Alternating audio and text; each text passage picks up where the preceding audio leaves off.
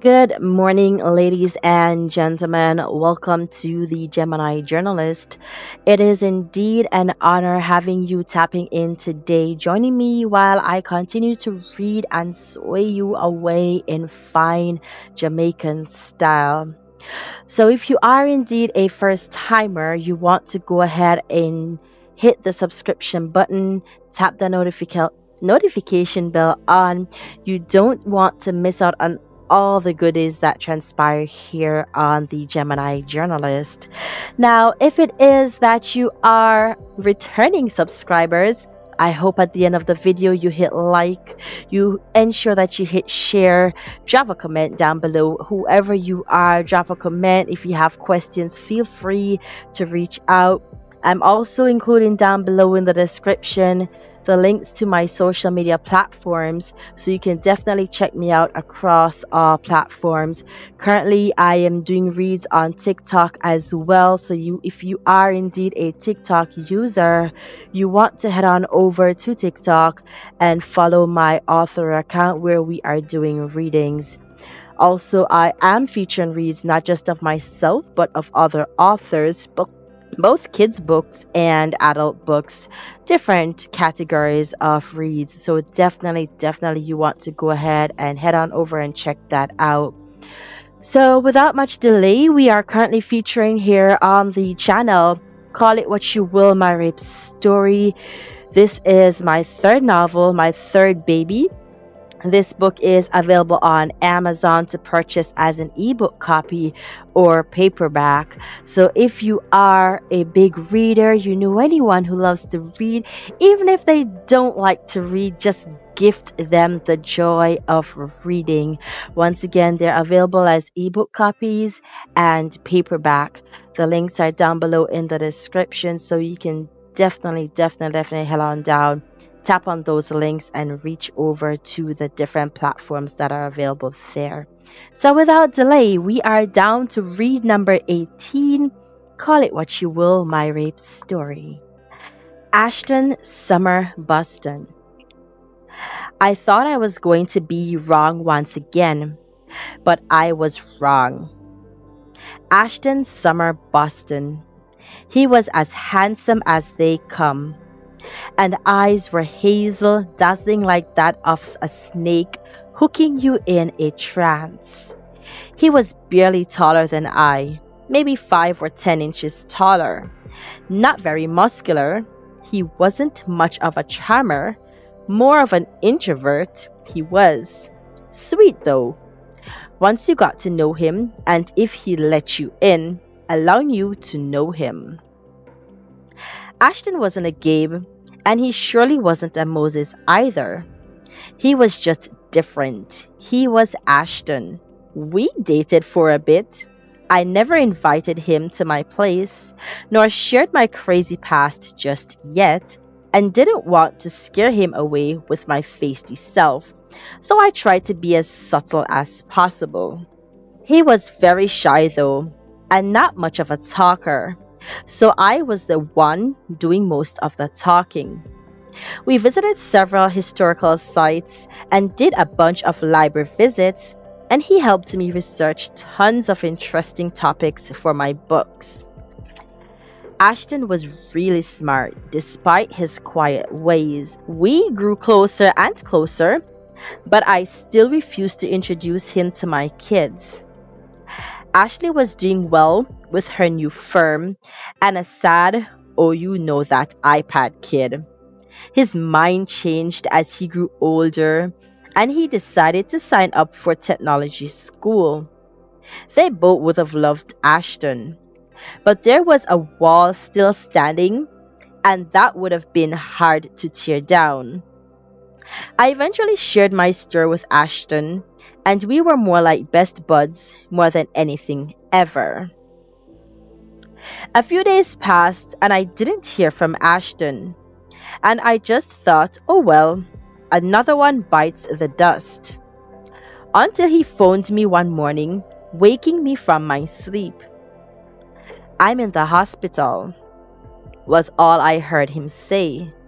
Many questions escaped my tongue, but the main one was which hospital. I immediately pranced out of bed, showered and dressed. I rushed out the vehicle, leaving my keys behind. Damn it. I rushed back to grab them, then drove out the driveway real fast. I flicked the hazard lights on, and to the hospital I was heading in a dash. In a hurry, I arrived at the hospital, and all I could remember was me saying, I am here to see Ashton, Ashton Boston. Without delay, the nurse quickly showed me to his room. I stood outside praying. I took a deep breath. Then I entered the room. Surprise! The entire room was filled with doctors and nurses. Ashton was a male nurse. Balloons filled the air, confetti all over the floor, noisemakers, you name it.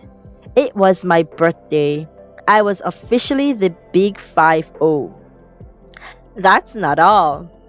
Ashton was down on one knee, arms stretched out towards me, with a diamond engagement ring in a sexy ring box. If someone told me this was coming, I'd say lies. But it happened, and I said yes. He was too adorable to turn down, and after all he went through, I'd be embarrassed if I embarrassed him. Ashton officially invited me over to his place for dinner a few nights. I finally built the courage to introduce my kids to him. They were pretty much grown kids and would like him for a fact, but I knew they would have been more skeptical about opening up to another man. I didn't force them because I know exactly what they were feeling, especially after all the hurt we've been through and all the drama that fell into place with each situation. We spent our first Thanksgiving and Christmas as a family at Ashton's place. For the New Year's Eve, Ashton and I spent the evening at a rooftop bar and lounge where we'd see the fireworks at a much better view. It was really lovely and romantic, if I may add. Things became busier for Ashton at work, but he always phoned to check in to ensure I was doing well.